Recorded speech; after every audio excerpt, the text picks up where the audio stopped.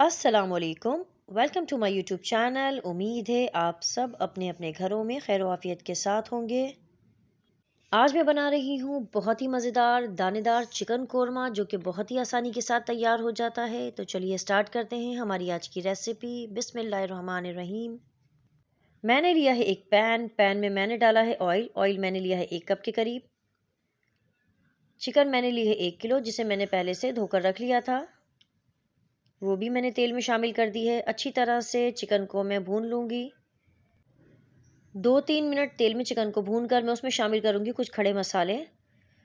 दालचीनी के मैंने लिए है 2 स्टिक्स, तकरीबन 2 इंचेस के करीब थी। 4 से 5 मैंने लिए हरी इलायची। 3 से 4 मैंने ली है काली इलायची, बड़ी वाली जो होती हैं। चिकन को अब मैं इतना भून लूँगी कि चिकन का कलर चेंज हो जाए, चिकन में जो हीक होती है वो ख़त्म हो जाए। चिकन हमारी भुन चुकी है। 2 खाने के चम्मच मैं इसमें शामिल कर रही हूँ पिसा अदरक लहसुन का। अच्छी तरह से अदरक लहसुन को हमने भून लेना है ताकि अदरक लहसुन की जो स्मेल है वो ख़त्म हो जाए। अब इसमें मैं शामिल कर रही हूँ पिसी लाल मिर्च 1 खाने का चम्मच, कश्मीरी लाल मिर्च है 1 चाय का चम्मच, पिसा धनिया है 2 खाने के चम्मच,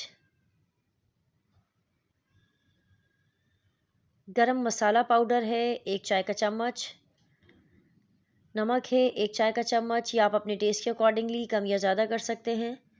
दही मैंने लिया है तकरीबन 250 ग्राम यानी 1 पाव के करीब, जिसे मैंने अच्छी तरह से फेंट लिया था।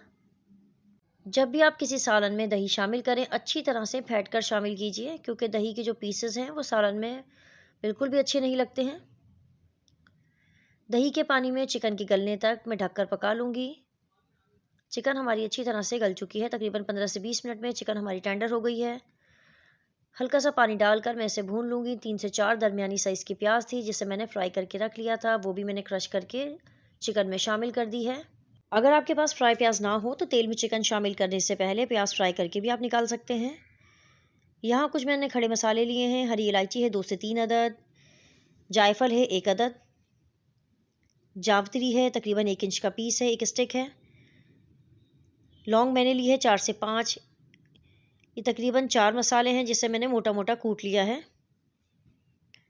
ये मसाले भी अच्छी तरह से कूट कर मैं चिकन में शामिल कर दूंगी। कोकोनट पाउडर यानी खोपरा मैंने लिया है तकरीबन 1 खाने का चम्मच। सफ़ेद तिल मैंने लिए हैं 1.5 खाने के चम्मच। इन दोनों को मैंने कर लिया है ग्राइंडर जार में ट्रांसफ़र। इन्हें मैं ग्राइंड कर लूँगी। खोपरा और तिल का मैंने पाउडर बना लिया है, वो भी मैं चिकन में शामिल कर रही हूँ। थोड़ा थोड़ा पानी शामिल करके अच्छी तरह से चिकन को मैं भून लूँगी।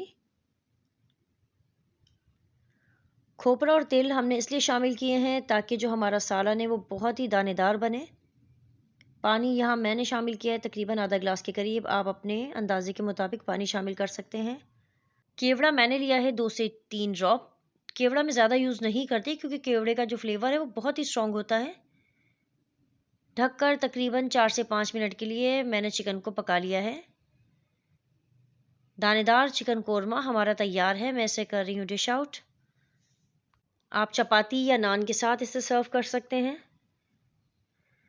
अगर आपको मेरी रेसिपीज़, मेरी रेमेडीज़ पसंद आती हैं, आप मेरी रेसिपीज़, मेरी रेमेडीज़ ट्राई करते हैं, तो अपना फ़ीडबैक ज़रूर दिया कीजिए और मेरे चैनल को लाइक, शेयर एंड सब्सक्राइब करना ना भूलिएगा। Mummy, it's too yummy.